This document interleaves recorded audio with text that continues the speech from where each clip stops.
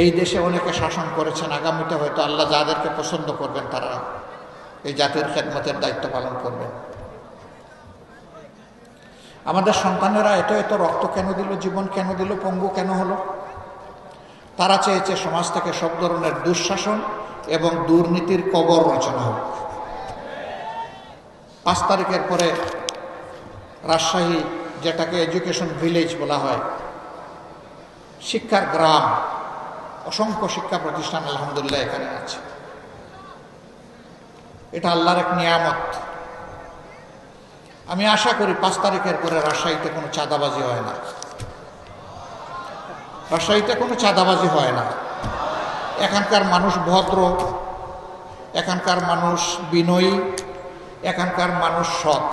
কেউ চাঁদাবাজি এখানে করে না, ঠিক না? এখানেও চাঁদাবাজি হয়, এখানেও ফুটপাত দখল হয়, হাট বাজার, বালুমহাল, জলমহাল, বিভিন্ন যানবাহনের স্ট্যান্ড, সবগুলাতে দখলদারি হয়। তাহলে আমাদের এই শহীদদের রক্তের প্রতি এইটা কি ভালোবাসা? এটা কি সম্মান? এই কাজ যারা করেন বিনয়ের সাথে তাদেরকে অনুরোধ করে এই কাজটা ছেড়ে দেন, মেহরবানি করে এই কাজটা করবেন না। আমাদের শহীদদের আত্মা কষ্ট পাবে, মানবতা অপমানিত হবে, লাঞ্ছিত হবে।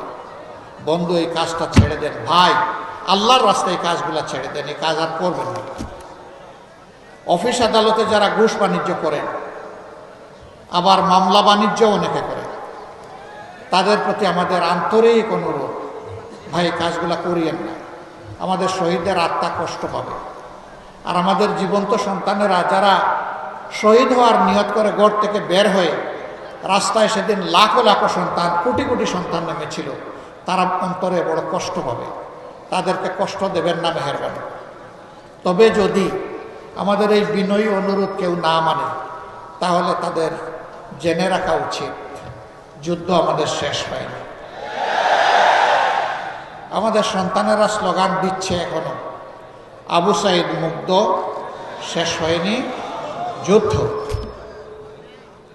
আপনারা আমার সাথে বলবেন, আবু সাইদ মুগ্ধ, এই লড়াই চলবে ইনশাআল্লাহ। কতক্ষণ? যতক্ষণ না ইনসাফ এই জমিনে কায়েম হয়। আর ইনসাফ কায়েমের গ্যারান্টি একমাত্র আল কোরআন দিতে পারে, আর কিছুই দিতে পারে। এই কোরআনিক শাসন সকল ধর্মের, সকল দলের, সকল বর্ণের মানুষের জন্য একমাত্র ইজ্জতের গ্যারান্টি। এই কোরআনের শাসন কায়েমের মধ্য দিয়ে একটা মানবিক বাংলাদেশ আমরা করতে চাই।